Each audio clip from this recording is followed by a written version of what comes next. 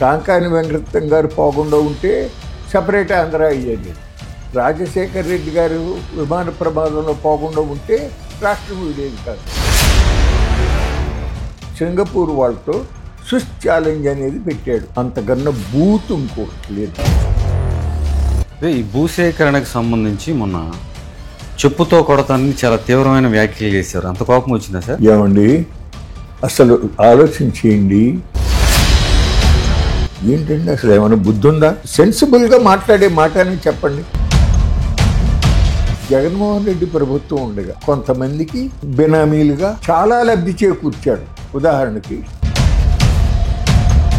జగన్మోహన్ రెడ్డి గారికి 1751 కోట్ల రూపాయలు లంచం ఇచ్చాడు.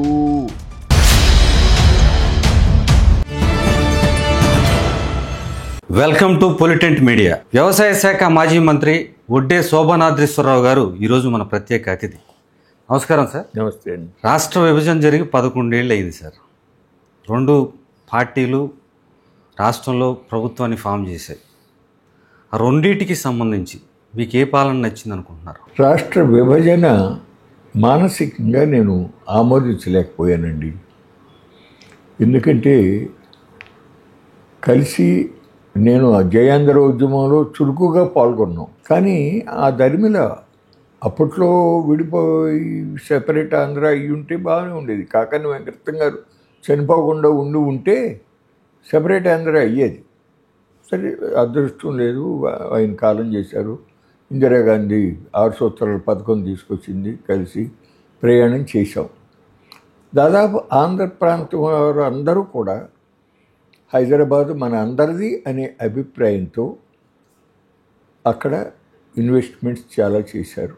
ఇళ్ళు కట్టుకున్నారు, వ్యాపారాలు చేశారు, పరిశ్రమలు పెట్టారు, అభివృద్ధి అయింది. దురదృష్టం ఏంటంటే కొంతమంది రాజకీయ ప్రయోజనాల కోసం, విభజన కోసం పట్టుబట్టారు.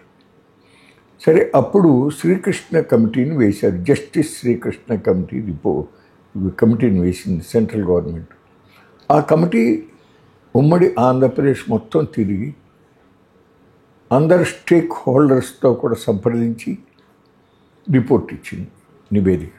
ఉమ్మడి ఆంధ్రప్రదేశ్, పాత ఆంధ్ర ప్రాంతం కూడా తెలంగాణతో కలిసిన తర్వాతే హైదరాబాదు, తెలంగాణ చాలా బాగా అభివృద్ధి అయింది. విభజించవలసిన అవసరం లేదు.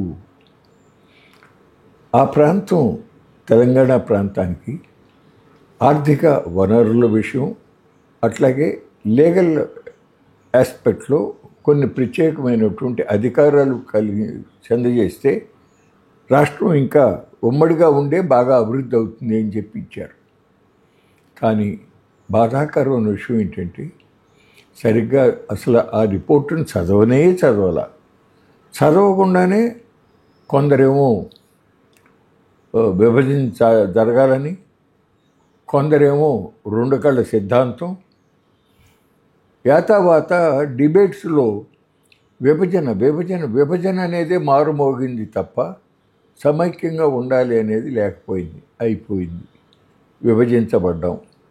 విభజన జరిగిన తర్వాత అది ప్రధానంగా సోనియా గాంధీ గారు అలా విభజించితే, కె చంద్రశేఖరరావు గారు అమ్మ నువ్వు రాష్ట్రాన్ని విభజించితే మా టీఆర్ఎస్ పార్టీ కూడా మీ కాంగ్రెస్లో కలిసిపోతుంది అనేటటువంటిది ఏదో, ఆయన చాలా తెలివిగలవాడు, ఏం చెప్పాడో ఏమో, ఆవిడ 17 సీట్లు ఆవిడ గంపగుత్తగా ఆవిడకు పడిపోతాయి కాంగ్రెస్ పార్టీకి అనుకుని విభజన చేయించింది, అయిపోయింది. కానీ మన్మోహన్ సింగ్ గారు అట్లాగే జయరాం రమేష్ వాళ్ళు విభజన చట్టంలో అన్యాయంగా విభజించబడిన ఆంధ్రప్రదేశ్కి మళ్ళీ ఈ విభజన తర్వాత చాలా ఆర్థిక ఇబ్బందులు ఏర్పడతాయి, దాన్ని అధిగమించి అభివృద్ధి అవ్వాలంటే కొన్ని నిర్దిష్టంగా చర్యలు తీసుకోవాలని చెప్పి విభజన చట్టంలో పొందుపరిచారు.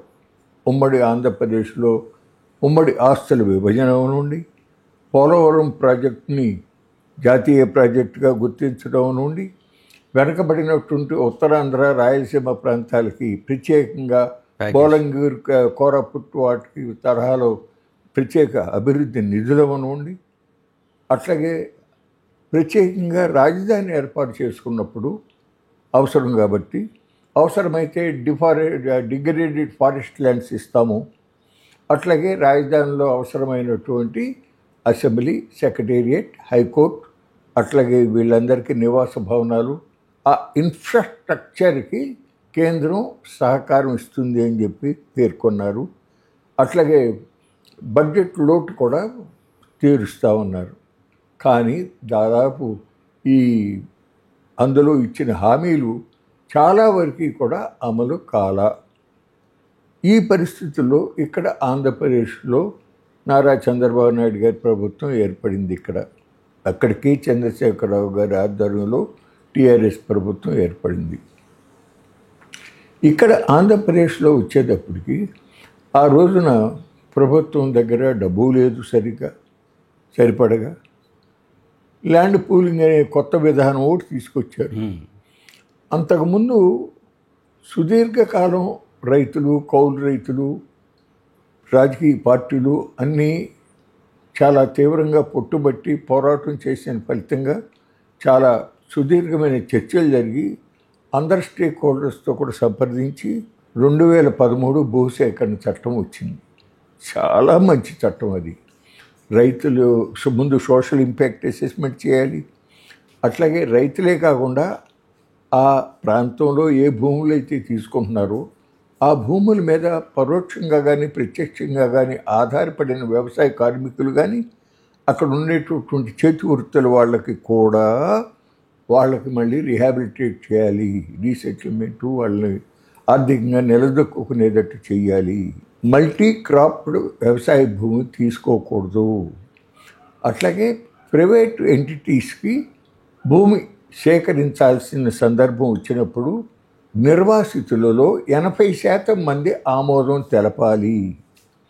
అట్లాగే నిర్వాసితులు తప్పనప్పుడు వాళ్ళకి ఏ విధంగా పునరావాసం ఏర్పాటు చేస్తారు అనేటటువంటిది, ఎక్కడ భూములు తీసుకుంటారు, ఎక్కడ ఇల్లు కడతారు, ఎక్కడ వాళ్ళకి మళ్ళీ పునరావాసం కల్పిస్తారు అనేటటువంటిది స్పష్టంగా వాళ్ళకి చెప్పి వాళ్ళని కూడా ఆమోదించిన తర్వాత డబ్బు ఇచ్చిన తర్వాత ఖాళీ చేయించాలి.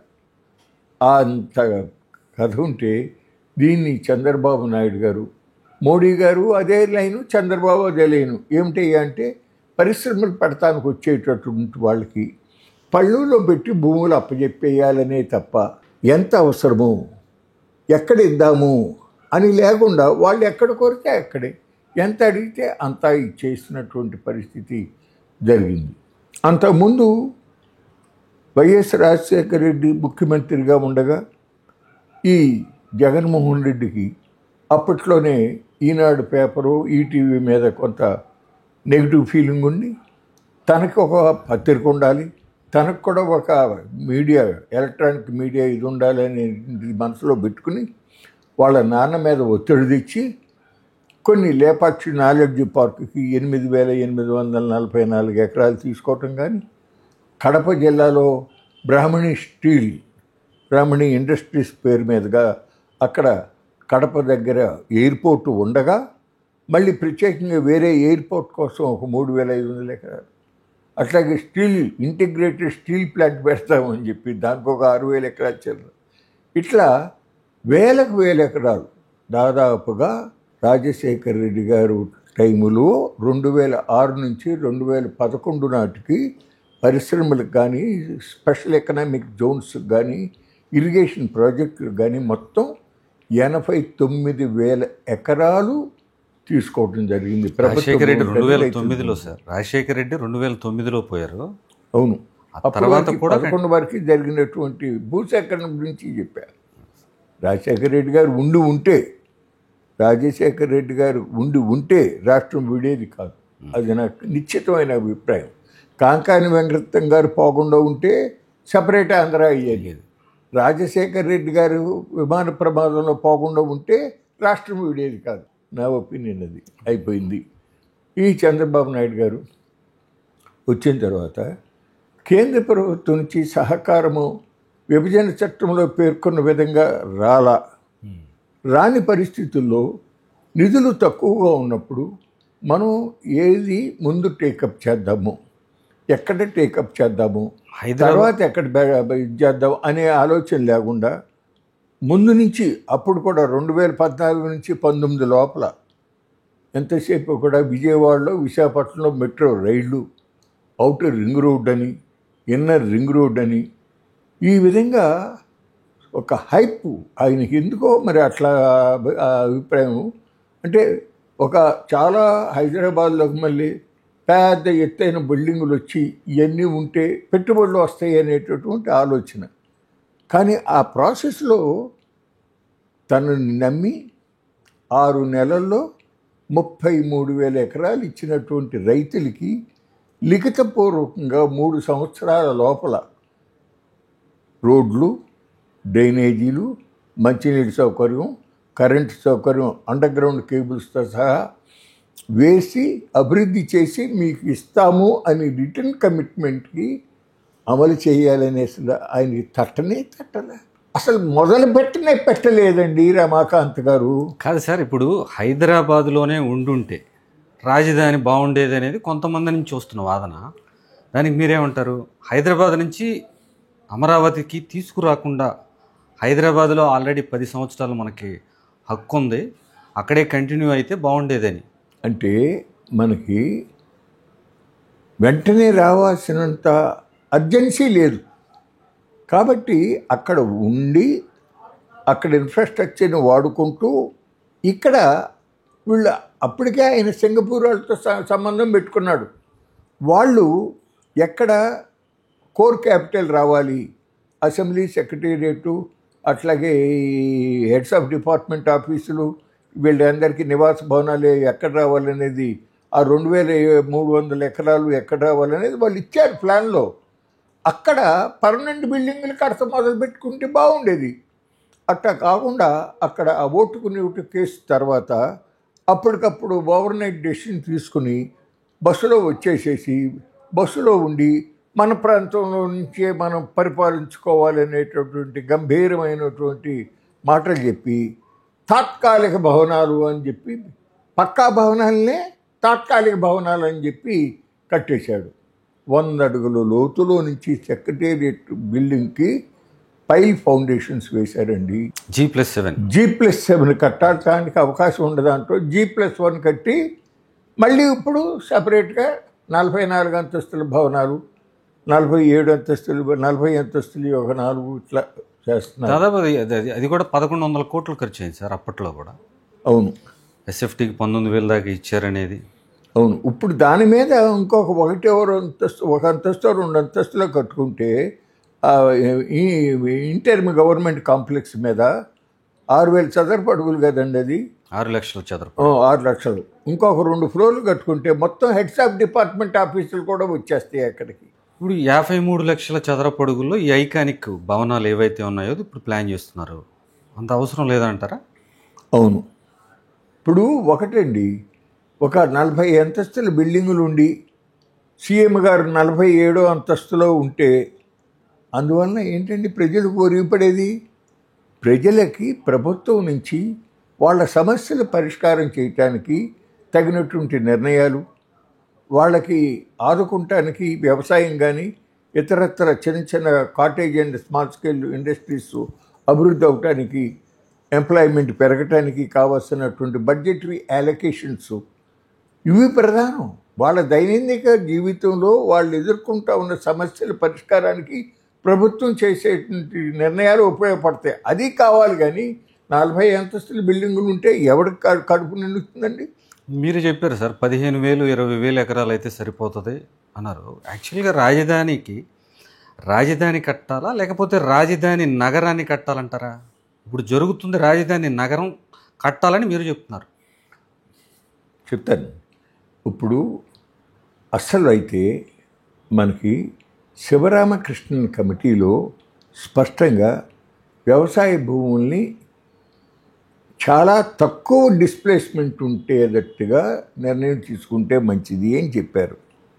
సరే, ఆయన ఎక్కడో దొనకొండ అని చెప్పాడు అనుకోండి, కానీ మొత్తం అటు అనంతపురం దగ్గర నుంచి ఇటు శ్రీకాకుళం వరకు కూడా సెంటర్గా ఇప్పుడు ఉన్నది సెంటరే. ఓకే, అట్లాగే నూజూడు ఆకిరిపల్లి మధ్యన డిగ్రేడెడ్ ఫారెస్ట్ ల్యాండ్స్ కొన్ని వేల ఎకరాలు ఉంది. అక్కడ పెట్టుకున్నట్టయితే మీకు ఫౌండేషన్స్లో చాలా కలిసి వచ్చేది. ఆ దగ్గరలో నుంచి నాగార్జున సాగర్ లెఫ్ట్ కెనాల్ ఉంది. ఆ తర్వాత మళ్ళీ మన పట్టసీమ పోలవరం కుడి కాలువ వచ్చింది. గన్నవరం ఎయిర్పోర్ట్ ఉంది. అర్థమైందండి, తక్కువ ఖర్చుతో అయ్యేది. ఈయన నదీ ముఖ అభివృద్ధి జరగాలి అనేటటువంటిది మనసులో ఉంది. అంటే వాస్తు కూడానా సార్? దానికి తోడు వైకుంఠపురం దగ్గర కృష్ణానది మామూలుగా తూర్పు ప్రవహిస్తూ ఉత్తరానికి తిరిగి మళ్ళీ తూర్పుకి వెళ్తుంది. అంటే వాస్తుగా అది ఒక ప్రత్యేకమైన ప్రదేశం. దాని వలన వాస్తుగా చాలా బలం ఉంటుంది అనేది ఎవరు చెప్పారో మొత్తానికి ఆయనకి అది నమ్మాడు. అక్కడ పెట్టాలనుకున్నాడు. ఓకే, అక్కడ పెట్టినందుకు నేను తప్పంటల్లా. మేము ఊళ్ళలంట తిరిగాము, కరపత్రాలు వేసాం, పుస్తకాలు వేసాం. ఏంటి, కృష్ణానది కరకట్టకి ఒక 2 కిలోమీటర్ల వరకు ఉన్నటువంటి భూమి ఏదైతే ఉందో వైకుంఠపురం దగ్గర నుంచి ఉండవల్లి వరకు చూసుకుంటే దాదాపుగా 10,000 ఎకరాలు ఉంటుంది. 11,000 ఎకరాలు. ఇదంతా కూడా జరీబు భూములు అంటారు. కృష్ణా కరకట్ట వేయక ముందు కృష్ణానది ఓవర్ఫ్లో అయ్యి అటా ఆ భూమి మీదుగా వెళ్ళటం జరిగింది.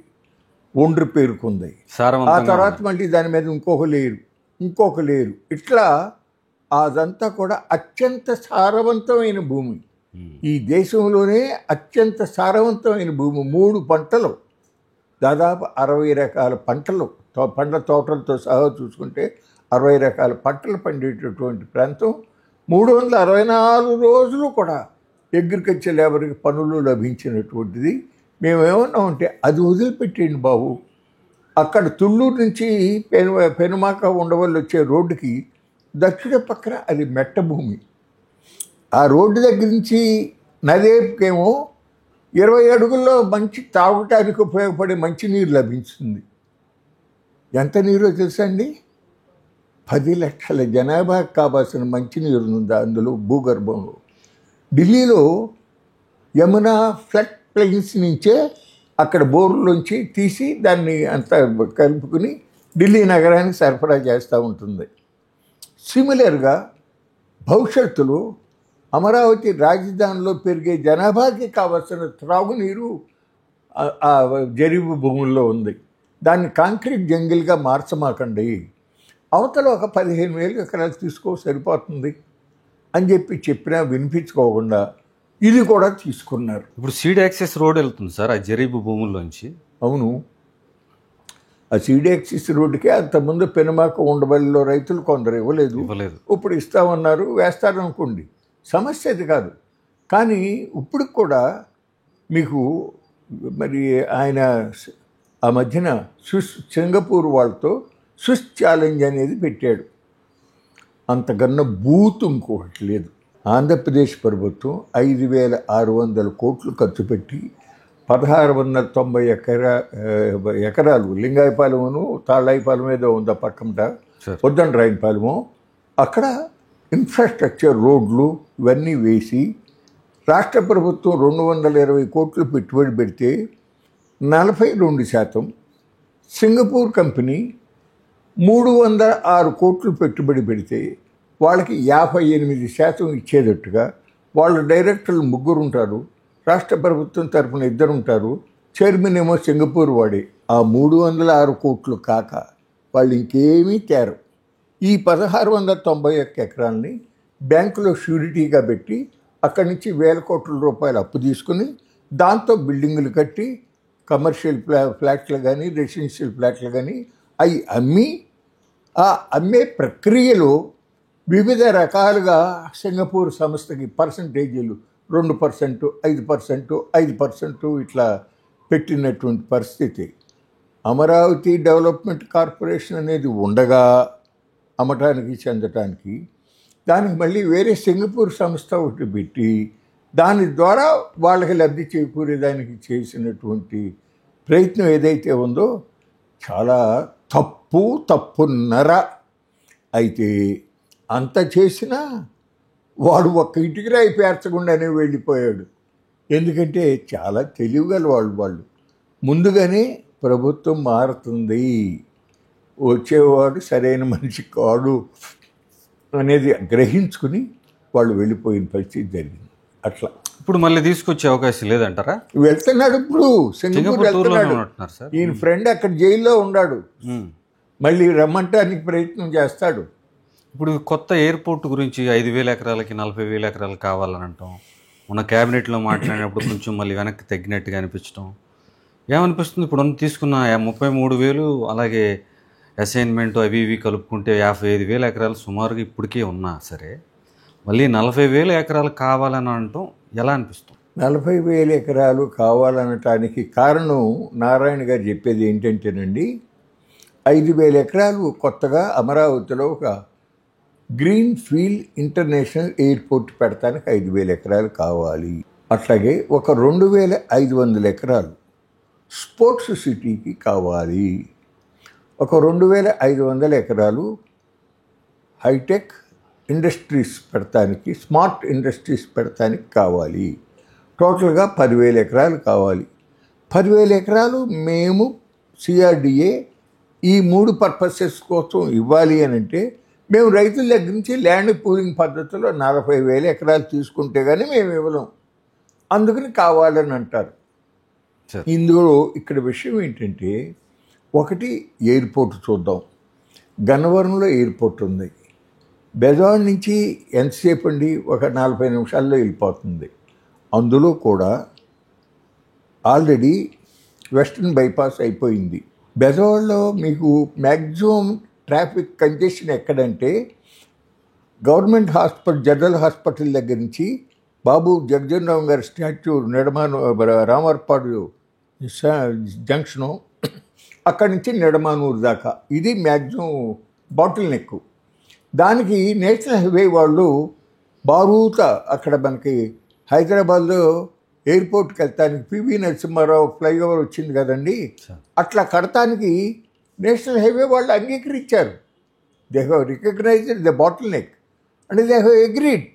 అది అయిపోతే అసలు మీకు అరగంటలో వెళ్ళిపోతారు అమరావతి నుంచి గన్నవరం. మరి వాళ్ళు ఇక్కడ మళ్ళీ 5,000 ఎకరాలు, దానికి బోల్డంత డబ్బు ఖర్చు.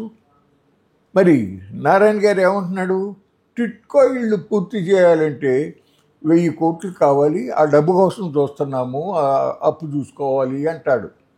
టిట్కో ఇళ్ళు అంటే ఏంటండి, పేదవాళ్ళకి ఇళ్ళు. ఆ రోజు చంద్రబాబు నాయుడు గారు 2014 నుంచి 19 మధ్యలో సెంట్రల్ గవర్నమెంట్ స్కీము ఏదైతే ఉందో పేదవాడికి ఇల్లు ఇవ్వాలనేది 7 లక్షల ఇళ్ళు కట్టుకోండి అని వాళ్ళు గ్రీన్ సిగ్నల్ ఇచ్చారు. ఇక్కడ 4 లక్షల ఇళ్ళకి ఆమోదం చెప్పారు. ఒక 2.5 లక్షల ఇళ్ళు కడతం జరిగింది. కానీ చివరిలో ఫినిషింగ్ టచెస్ ఇస్తానికి డబ్బులు లేక మళ్ళీ ఆ బెనిఫిషరీస్కి ఇవ్వాల. ఇప్పుడు బెనిఫిషరీస్ పరిస్థితి ఏంటి, బ్యాంకుల్లో కొద్దిగా అప్పు తీసుకుని దీనికి కట్టారు వాళ్ళు. ఇవాళ వాళ్ళు అద్దెలు ఇళ్లలో ఉన్నవాళ్ళు బ్యాంకులోనేమో వడ్డీ పెరుగుతూ ఉంటుంది కదా. కాబట్టి ఇదివరకు ఇవ్వలేకపోయాం, ఇప్పుడైనా మనం చేయాలి అని చెప్పి నారాయణ గారు ఏమన్నాడు, జూన్ 2వ తారీఖు నాటికి మేము 2 లక్షల టిట్కో ఇళ్ళు పూర్తి చేసేసి బెనిఫిషరీస్కి ఇచ్చేస్తాము అని చాలా గొప్పగా ప్రకటన చేశాడు. ఎక్కడన్నా అసలు ఆ పనులు జరుగుతున్నాయో చూడండి మీరు. మా ఉయ్యూరు దగ్గరలో 3 చోట్ల ఉన్నాయి. ఎగిరిపాటి దగ్గర ఒక చోట, శ్రీనివాస కాలేజ్ దగ్గరలో ఒకటి, గన్నిగుంటలో ఒకటి, 3 కాలనీలు ఉన్నాయి. ఎక్కడా కూడా ఒక చారుడు సిమెంట్ పని కూడా జరగట్లా. అంటే ఎందుకు చెప్పానంటే, సామాన్యుడు పేదవాడు వాడి యొక్క అవసరాలు నెగ్లెక్ట్ చేస్తున్నారు, అసలు దాని గురించి ఆలోచించేట్లా. కానీ ఎప్పుడో 20 ఏళ్ళ తర్వాత అవసరం కావచ్చు బహుశా మెట్రో రైళ్ళు. ఇప్పుడు ఔటర్ రింగ్ రోడ్డు ఉందనుకోండి, ఒక మాస్టర్ ప్లాన్ ఏ గ్రామాల మీదుగా ఏ సర్వే నెంబర్ల మీదుగా వెళుతుంది అనేది ఒక మాస్టర్ ప్లాన్ ప్రకటించేసేస్తే అందులో ఏదైతే మెన్షన్ చేశారో ఆ ఎక్స్టెంట్ ఆఫ్ ల్యాండ్లో పర్మనెంట్ బిల్డింగ్స్ కట్టడానికి మున్సిపాలిటీలు, కార్పొరేషన్ కానీ పంచాయతీలు కానీ పర్మిషన్ ఇవ్వరు. అర్థమైంది మీకు? వాళ్ళకి ఇవ్వాలే భూములు తీసుకుని వాళ్ళకి నష్టపరిహారం ఇచ్చి పంటలు పండకుండా పోయి పడావుగా పడి ఉంటే ఇప్పుడు ఆ అమరావతిలోకి మళ్ళీ ఇంగ్లీష్ కర్తమ్మ చెట్లు పెరిగేదానికి అవకాశం ఇచ్చే బదులు నీకు అవసరమైనప్పుడు అప్పుడే తీసుకోవచ్చు కదా, అప్పుడే రోడ్డు వేయచ్చు కదా. మాస్టర్ ప్లాన్లో ఉంటే ఇంకా దాన్ని చేయలేరు, వీల్లేదండి, కదిలిచ్చలేరు కదా. అటువంటి ఆలోచన చేయకుండా ఇప్పుడే కావాలి, ఇప్పుడే తీసుకోవాలి, దానికోసం లోన్లు తీసుకోవటం. ఈ భూసేకరణకు సంబంధించి మొన్న చెప్పుతో కొడతాన్ని చాలా తీవ్రమైన వ్యాఖ్యలు చేశారు. అంత కోపం వచ్చిందా సార్? ఏమండి అసలు ఆలోచన చేయండి. ఇప్పుడు మా బెజవాడ రైల్వే స్టేషన్ ఉంది, ఎంత విస్తీర్ణం అనుకుంటున్నారు? సుమారుగా ఒక 8 ఎకరాలు. అట్లాగే సికింద్రాబాద్ స్టేషన్ ఉంది, అది ఒక 10-12 ఎకరాలు ఎంతో ఉంది. ఢిల్లీ స్టేషన్ కూడా ఒక 20 ఎకరాల కన్నా ఎక్కువ లేదు. ఈయన నారాయణ గారు అంటాడు 1500 ఎకరాలలో భారతదేశంలో ఎక్కడా లేని విధంగా ప్రపంచంలోని చాలా పెద్ద రైల్వే స్టేషన్ నిర్మాణం చేస్తాము అంటాడు. ఏంటండి అసలు ఏమైనా బుద్ధి ఉందా? అది ఏమన్నా సెన్సిబుల్గా మాట్లాడే మాట అని చెప్పండి. అందుకు అన్నా, ఎవరైనా మామూలు వాడు ఎవడన్నా ఆ మాట అంటే ఒక రైల్వే స్టేషన్కి 1500 ఎకరాలలో కడతాను అని అంటే హౌ డు యూ రియాక్ట్ చెప్పండి. అందుకన్నా, అంతేగాని ఆయన మీద నాకేం కోపం లేదు, మా ఇద్దరికి ఏం తగదా లేదు. మెయిన్ రాజధానికి సంబంధించి అక్కడ ఉపాధి అవకాశాలు ఉండాలి, ఇప్పుడు జనాభా కూడా ఉండాలి. ఈ రెండూ లేకుండా రాజధాని కట్టినా కానీ అక్కడ అభివృద్ధి సాధ్యమేనంటారా? ఇప్పుడు 1956లో ఆంధ్రప్రదేశ్ విభజన జరిగినప్పుడు అప్పుడు హైదరాబాద్ జనాభా 20 లక్షలు ఉంది. ఈ 70 ఏళ్లలో కోటి మందికి పైగా అక్కడ జనాభా పాపులేషన్ పెరిగింది. మరి ఇప్పుడున్న పరిస్థితుల్లో ఆ 29 గ్రామాలు అయితే ఏమి, ఆ చుట్టుపక్కల కలుపుకుంటే ఏమి 1 లక్ష మంది 1.5 మంది ఉంటారు. అంతమంది జనాభా పెరగాలి అంటే ఎన్ని సంవత్సరాలు పడుతుంది? ప్రస్తుతం ఇంటికి ఒకళ్ళు, ఇద్దరికంటే తక్కువగాను, లేకపోతే లేకుండాను, అసలు పెళ్ళిళ్ళే కాకుండాను, ఇలా రకరకాల చూస్తున్నాం. ఒకవేళ పిల్లలు వాళ్ళ భవిష్యత్తును దృష్టిలో ఉంచుకొని కూడా అబ్రాడ్ పంపించేస్తున్నారు, ఇక్కడ ఎవరిని ఉంచట్లా, ఎక్కువ శాతం. ఇటువంటి పరిస్థితుల్లో ఆంధ్రప్రదేశ్లో కట్టబోయే అమరావతి రాజధానిలో ఎంతమంది జనాభా ఉంటారనుకుంటున్నారు? మంచి ప్రశ్న వేశారు మీరు. సింగపూర్ వాళ్ళు తయారు చేసిన మాస్టర్ ప్లాన్లో వాళ్ళు 35 లక్షల జనాభా అవుతారు 2050 నాటికి అని వాళ్ళ ప్రొజెక్షన్స్.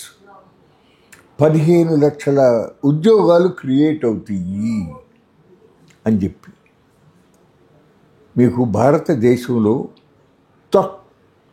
మొట్టమొదటిగా కట్టబడినటువంటిది చండీగఢ్. పంజాబ్, హర్యానా రాష్ట్రాలకే కాకుండా చండీగఢ్ కేంద్ర పాలిత ప్రాంతానికి కూడా చండీగఢ్ రాజధాని. చాలా అతను ఫారినర్ రూపొందించాడు. అది ఒక గ్రీన్ఫీల్డ్ క్యాపిటల్ సిటీ, 20,000 ఎకరాల్లో ఉంది. మొట్టమొదట్లో 1951లో 40,000 జనాభా, ఇవాళ 12 లక్షల జనాభా. అర్థమైందండి సార్? అటువంటిది ఇక్కడ మన అమరావతిలో 35 లక్షల జనాభాకి వెళ్తుందని చెప్పి అంచనాలు. చాలా అది వాస్తవ విరుద్ధమైనటువంటి అంచనాలు. ఒకటి మీకు ఒక పుస్తకం ఇచ్చాను చూడండి, అమరావతి సహజ ప్రజా రాజధాని అయ్యేదెలా అని చెప్పి. మేమే కాదు, నేను, అనుమోలు గాంధీ లింగాయపాలెం అయినా, బొలిశెట్టి సత్య గారిని విశాఖపట్నంలో ఉంటాడు, ఇప్పుడు జనసేనలో ఉంటాడండి, మేధా పట్కర్ గారు, అట్లాగే విక్రమ్ సోని అని చెప్పి ఢిల్లీ నుంచి ఎన్విరాన్మెంటలిస్టు, వాళ్ళందరూ కూడా కూర్చుని అమరావతి ప్రాంతంలో అక్కడున్న ప్రజలకి చేతనైంది ఏంటి? వ్యవసాయమే. రైతులు, కౌలు రైతులు, వ్యవసాయ కార్మికులు, వీళ్ళందరికీ ఎక్కువ మందికి 195 మందికి వ్యవసాయం తప్ప పరిశ్రమల్లో పనిచేసేటటువంటి టెక్నాలజీలో అనుభవం కానీ సాంకేతిక నైపుణ్యం కానీ లేదు. మేము ఏమన్నామంటే, ఇప్పుడు మీరు రెసిడెన్షియల్ ప్లాట్లు ఇస్తున్నారు, కమర్షియల్ ప్లాట్లు ఇస్తున్నారు, ఓకే, ఇప్పుడు కట్టరు కదా, it takes quite long A term. అట్లాగే కొంతమంది అమ్మేసుకుంటారు, కొంతమంది సొంతంగా ఉంచుకుంటారు, భవిష్యత్తులో పెరుగుతాయి అని. అటువంటి దాంట్లో అట్టా ఇంగ్లీష్ కర్రతమ్మ చెట్లు పెరిగేటట్టుగా, కంప పెరిగేటట్టుగా ఎందుకు ఉండాలి? దాంట్లో వాళ్ళు కూరగాయలు, లేకపోతే అరటి తోటలో, లేకపోతే ఏదో ఒకటి పంటలు వేసుకునే దానికి అవకాశం ఇస్తే, పర్మిషన్ ఇస్తే ఆ రైతులకి, అక్కడుండే వ్యవసాయ కార్మికులతో చక్కగా వాళ్ళు పంటలు పండించుకుంటారు, కూరగాయలు పండించుకుంటారు. అమరావతిలో ఉండే ప్రజలకే కాకుండా దగ్గరలో ఉండే బెజవాడ, అటు గుంటూరు పట్టణాలకు కూడా అంతకుముందు వెళ్తూ ఉండేవి కదా. అట్లాగే వెళితే ఈ ఆదాయం, సంపద సృష్టించబడుతుంది, ఆ పేదవాళ్ళకి ఉపాధి అవకాశాలు లభించుతాయి అని చెప్తే విన్నాడా, పెట్టాడా? ఏమీ లేదు. ఏమీ చేయకుండా మేలకుండా వదిలేశారు. కంప విరిగిపోయింది. ఇప్పుడు 40 కోట్లు ఖర్చు పెట్టి కంప కొట్టారు, కానీ మళ్ళీ పెరుగుతూ ఉంది. నిన్ననే వెళ్ళొచ్చాము, అక్కడ వడ్డమాన అనే గ్రామం వెళ్ళొచ్చా. అంత బోళ్ళంత కంప పెరిగిపోయే ఉంది ఇంకా కూడా. ఇప్పుడు మరి 3 సంవత్సరాల్లో రాజధానిని కంప్లీట్ చేస్తామని చెప్తున్నారు కదా సార్, అది సాధ్యమవుతుందా 3 ఏళ్లలో? ఇప్పుడు అసలు మొదలు పెడితే అవ్వకపోవచ్చు, అయితే అవ్వచ్చు, చెప్పలేము అనుకోండి, నిధులు సరిగ్గా పెడితే. కానీ అసలు ఇప్పుడు వాళ్ళు ఉన్న పరిస్థితి ఏంటంటే, ఎప్పుడు వాళ్ళు ఇచ్చింది 11-12 సంవత్సరాలు అవుతుంది కదా. ఇదివరకు 5 ఏళ్ళు కదా ఆయన అధికారంలో ఉంది, 3 ఏళ్లలో ఇస్తానన్నావు కదా. కంప్లీట్ చేయడం దేవుడెరుగు, అసలు మొదలే పెట్టలేదు మహానుభావ అని చెప్తున్నా. ఇప్పుడు వచ్చి దాదాపు సంవత్సరం అయింది కదా, టెండర్లు పిలిచారు, పనులు జరగాలి. అసలు వారి ఫార్స్ ఏంటంటే, ప్లాట్లు పొందిన రైతులు తన ప్లాట్ చూసుకుంటానికి వెళ్తానికి దారి లేదు, కంకర్ రోడ్ లేదు, రబీస్ రోడ్ లేదు. మరొక ఆశ్చర్యకరమైన విషయం ఏంటంటే, అంటే మన మీద నమ్మి భూములు ఇచ్చిన రైతులకి మనం ఏ మేరకు న్యాయం చేస్తున్నాం అనేది మానవతా దృష్టి ఉండాలి కదండి. కొంతమంది రైతులకి కాగితాలు ఇచ్చారు, ఇది మీ రెసిడెన్షియల్ ప్లాటు, ఇది కమర్షియల్ ప్లాట్ అని. ఓకే, ఎందులో ఇచ్చారు? అసలు భూమి ఇవ్వనాడు దాంట్లో ఇచ్చారు. కొంతమంది రైతులు ఇవ్వలా, కొంతమంది ఇచ్చారు, కొంతమంది ఇవ్వలా.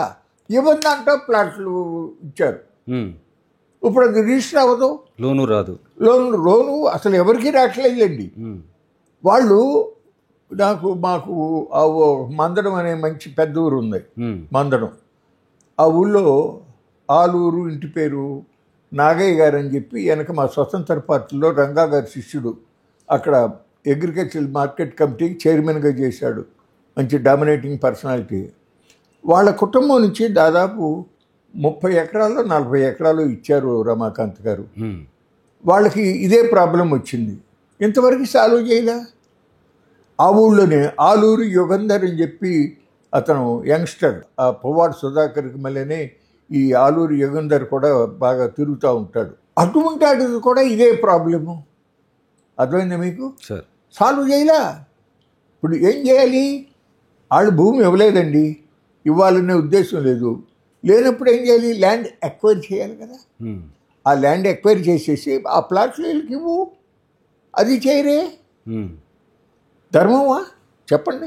పోనీ ఇప్పటి నుంచి స్టార్ట్ చేసిన లేఅవుట్లు వేసి రైతులకి ఇవ్వటం అనేది ఎన్నాళ్ళు పడుతుందంటారు? చెయ్యొచ్చండి. అంటే వెనకటి రోజుల కన్నా ఇవాళ మెషినరీ టెక్నాలజీ ఇంప్రూవ్ అయింది. పైసామే పరమాత్మ, డబ్బులు ప్రొవైడ్ చేస్తే పట్ట చెయ్యొచ్చు. కానీ దానికి ఒక లిమిట్ ఉందిగా. ఇది చెట్టు మీద ఆకు కాదు కదా దూసేది. అవసరం లేనటన్నిటికీ ఇప్పుడు డిపిఆర్ తయారు చేయటం, బ్యాంకుల్లో లోన్లు తీసుకోవటం, టెండర్లు పిలవటం, అది జరుగుతూ ఉన్నప్పుడు దీనికి డబ్బులు ఎక్కడి నుంచి వస్తాయి చెప్పండి? కిందటిసారి ఇళ్ళు పూర్తి చేసి ఇవ్వలేదు కదా టిట్కో ఇళ్ళు. ఈ పనులు అసలు మొదలు పెట్టలేదు కదా. అంతేకాదు, సిగ్గుచేటైన విషయం ఏంటంటే, అసెంబ్లీలో ఏకగ్రీవంగా డాక్టర్ బాబాసాహెబ్ అంబేద్కర్ గారి 125వ జయంతి నాటికి శాఖమూరు దగ్గర అంబేద్కర్ స్మృతి వనము అనేటటువంటిది ఒక 20 ఎకరాల్లో ఏర్పాటు చేసి దాంట్లో 125 అడుగుల ఎత్తైన బాబాసాహెబ్ గారి కంచు విగ్రహం పెట్టి అక్కడ ఒక convention centre, Ambedkar study centre ఇవన్నీ పెట్టాలని అసెంబ్లీలో తీర్మానం చేశారు ఏకగ్రీవంగా. చిన్న గది కట్టారు అంతే, విగ్రహానికి ఆర్డర్ కూడా ఇవ్వాల. అర్థమైంది మీకు? అంటే మనం చెప్పింది అమలు చెయ్యాలి. చంద్రబాబు మాట అన్నాడు అంటే అతను నిలబెట్టుకుంటాడు, అమలు చేస్తాడనే కాన్ఫిడెన్స్ ఎట్టా ఉంటుందండి చెప్పండి. మరి ఏడాదిలో చాలా అప్పులైనవి సార్. ఇప్పుడు నిన్న జగన్మోహన్ రెడ్డి ప్రెస్ మీట్ పెట్టి 1,75,000 కోట్లు ఒక ఏడాదిలోనే తెలుగుదేశం ప్రభుత్వం చేసింది. ఇది మా ప్రభుత్వం చేసిన దాంట్లో దాదాపుగా 52% ఒక్క సంవత్సరంలోనే తెలుగుదేశం ప్రభుత్వం చేసిందని చెప్పి రోజు చూస్తున్నాం కదా. ఆ డబ్బులన్నీ రాజధానికి ఖర్చు పెట్టలేదా? మరి ఇంకా వాళ్ళకి వేరే ప్రాధాన్యాలు ఉన్నాయా? ఇప్పుడు మనం రోజు పేపర్లో చదువుతున్నామండి, అక్కడ లోన్ తెచ్చారు, ఇక్కడ లోన్ తెచ్చారు, ప్రభుత్వం హామీగా ఉండి చేస్తుంది అని చెప్పి సెంట్రల్ గవర్నమెంట్ కొంత వరల్డ్ బ్యాంక్ నుంచి అట్లాగే హుడ్కో నుంచి లోన్లు వస్తున్నాయి. కానీ ఇక్కడ విషయం ఏంటంటే అంతకుముందు జగన్మోహన్ రెడ్డి నాయకత్వంలో వైఎస్ఆర్సీపీ ప్రభుత్వం ఉండగా ఇన్ని లక్షల కోట్లు అప్పు చేశారు అని పదే విమర్శించిన తెలుగుదేశం పార్టీ ఏమీ తేడా లేదండి, ఏమీ తేడా లేదు. వీళ్ళు అప్పుల మీద అప్పులు, దానివల్లనే అవసరమైన దానికి ఉండవు. ఇప్పుడు 9 లక్షల కోట్ల పైగానే అప్పు అయింది సార్. ఇప్పుడు చూస్తే ఎలా ఇది తలకు మించిన భారం కదా. మామూలు సామాన్య ప్రజానికానికి కూడా అన్ని రేట్లు పెరిగిపోతూ ఉంటాయి. ఇలా మరి కంటిన్యూస్గా ఎంతైనా చేస్తారు, ఎంతైనా చేయొచ్చు అంటే ఎలా? సామాన్యుల పరిస్థితి ఏంటి? ఇక్కడ ఒక విషయం ఆలోచించాలండి. మన ఆంధ్రప్రదేశ్, విభజిత ఆంధ్రప్రదేశ్ రాష్ట్రంలో రాయలసీమ, కోస్తా ఆంధ్ర, ఉత్తరాంధ్ర ఆ రెండు వెనకబడిన జిల్లాలు కదా. ఇక్కడ ఒక్క రాజధాని నగరంలో వాళ్ళు దాదాపు 80,000 కోట్ల రూపాయలు రాజధాని నగరంలో ఇన్ఫ్రాస్ట్రక్చర్ కోసం ఖర్చు పెడితే ఆ ప్రాంతాల్లో ఇంకా అభివృద్ధి ఏం చేస్తారండి? ఇప్పుడు శ్రీకాకుళం జిల్లా ఉందండి. శ్రీకాకుళం జిల్లాలో రాష్ట్రంలో అత్యధిక వర్షపాతం శ్రీకాకుళం జిల్లా 1,200 mm పడుతుంది. వంశధార, నాగావళి, మహేంద్రతనియ, వేదవతి బోలెడు నదులు ఉన్నాయి చిన్నవి. అక్కడ సరిగ్గా ఇరిగేషన్ని మనం అభివృద్ధి చేస్తే అక్కడ 2 ఎకరాలు, 3 ఎకరాలు, 4 ఎకరాలు ఉన్నవాళ్ళు అక్కడి నుంచి ఇక్కడికి వలస కూలీలుగా వచ్చి మా ఉయ్యూరులోనో, బెదవాడలోనో, గుంటూరులోనో కాంక్రీట్ పనుల్లో పనిచేసుకుంటూ ఉండే దౌర్భాగ్య పరిస్థితి ఉంది. శ్రీకాకుళం జిల్లాలో ఆ ప్రాజెక్టుల పనులు పూర్తి చేసి త్రాగునీరు, సాగునీరు ఉద్దానం ఏరియాలో వాటికి కూడా కిడ్నీ ప్రాబ్లంతో 100 మంది చచ్చిపోతూ ఉంటారు. ఎందుకని? అక్కడ త్రాగే మంచినీళ్ళలో, భూగర్భ జలాలలో తప్పు ఉంది. అవి చేయకుండా శ్రీకాకుళంలో ఇప్పుడు ఎయిర్పోర్ట్ కడతారంటే ఏంటి? విమానం ఎక్కేవాళ్ళు ఎంతమంది ఉన్నారు? ఆ కాంట్రాక్ట్ జిఎంఆర్ ఇచ్చే నీకేమన్నా బెనిఫిట్ అవుతుందేమో, అంతేగాని శ్రీకాకుళం ప్రజలకి ఏమి ఉపయోగపడుతుంది అని చెప్పి అంటున్నా. ఉదాహరణ చెప్పా నేను. ప్రయారిటీస్ సరిగ్గా లేవు. ఎస్, అదే నేను నెత్తి నీరు కొట్టుకునేది. అవసరమైనవి చేయకుండా. ఇంకొక మాట చెప్తా, ఎప్పటి నుంచో చాలా ప్రాచీన కాలం నుంచి కూడా ప్రభుత్వ బంజరు భూములు లేనటువంటి పేదవాళ్ళు, ప్రత్యేకంగా బలహీన వర్గాలకు చెందిన హరిజనులు, గిరిజనులు, వెనుకబడిన వర్గాలకు చెందిన వాళ్ళకి భూములు ఇచ్చారు. వాళ్ళు సాగు చేసుకుంటూ ఉంటున్నారు. కిందసారి జగన్మోహన్ రెడ్డి ప్రభుత్వంలో కొన్ని తప్పులు జరిగినాయి అనేది నిర్ధారణ అయింది. ఆ రికార్డులు తారుమారు చేయటం, కొంతమంది పేరున కబ్జాలు చేసి రికార్డుల్లో వాళ్ళకి భూమి ఉన్నట్టుగా రికార్డులు చేశారని ఇప్పుడు ఈ గవర్నమెంట్ వచ్చిన తర్వాత ఎంక్వైరీ చేశారు, ఎస్టాబ్లిష్ చేశారు ఎవరెవరికి చేశారు ఈ పొరపాట్లు, ఎంత భూమి ఇదయింది అని చెప్పి ఉంది, లెక్క ఉంది. వాళ్ళ మీద యాక్షన్ తీసుకో, వాళ్ళు చేసిన రిజిస్ట్రేషన్ క్యాన్సిల్ చేయి. అంతేగాని ఎకరం, 2 ఎకరాలు, 4 ఎకరాలు, 5 ఎకరాలు ఉండటువంటి వాళ్ళకి కూడా వాళ్ళకి విషయం తెలియదాకా వీళ్ళకి కూడా రిజిస్ట్రేషన్ చేయడానికి వీల్లేదనేటటువంటి పిచ్చి నిర్ణయాలు చేస్తూ ఉంటే, ఇప్పుడు సంవత్సరం 6 మాసాలు దాదాపుగా అవుతూ ఉంటే ఇంకా 2 మాసాలు, ఇంకా 2 మాసాలు, ఇంకా 2 మాసాలు పొడిగిస్తారా? పద్ధత అది. కిందటి సరే 2014, 2019 మధ్యలో కూడా ఇట్టాగే చక్కల భూముల్లో కలిపేశారు, రిజిస్ట్రేషన్ చేయడానికి వీలు లేకుండా 22A దాంట్లో కలిపారు. ఆ రోజు వాళ్ళకి కోపం వచ్చి అధికారం నుంచి దింపేశారు.